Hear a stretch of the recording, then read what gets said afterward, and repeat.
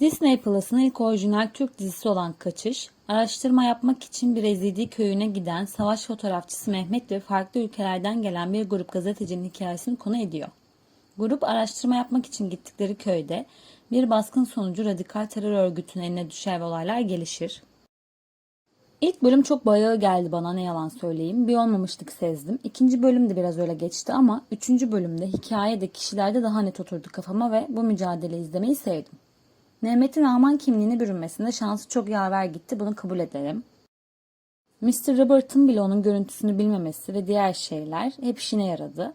Mehmet psikolojik olarak ağır şeyler yaşadı. En yakın arkadaşını vurması ise son damlaydı ama Zeynep, İlker, Noah hem psikolojik hem fiziksel şiddet gördüler. Özellikle bir kadın olarak Zeynep'in yaşadıkları, kadına verilmeyen değer çok uç noktalardaydı. Beni bayağı kötü hissettirdi.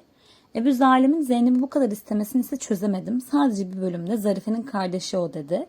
Bildiği için bu kadar çok istedi, anladık ama çok aşırı merak ediyorum bu Zarife meselesini. Zaten bu da ikinci sezonu bırakıldı.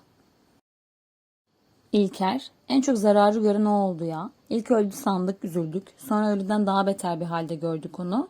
Ve en son ölümü ise ağır bir sahneydi.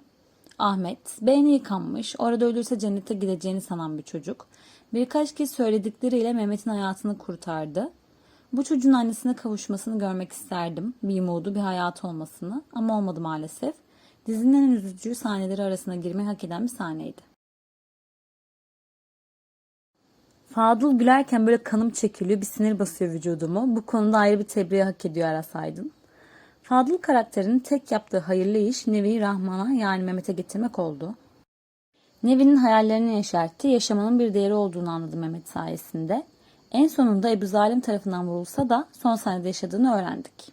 Türk sınırına girdiklerinde sarılmaları çok güzeldi. Nevi'nin ölmemesine çok sevindim. Biz bu dramı Ahmet'in ölmesiyle yaşadık. Nevi ağır gelirdi. Hem birinin o hayattan kaçması umut aşılamak için iyi oldu. Zeynep'i ne kadar sevsem de romantiklik aşk kısmını Mehmet Nevi ile yaşamalı diye düşünüyorum. Mehri ile de güzel bir aile oldular.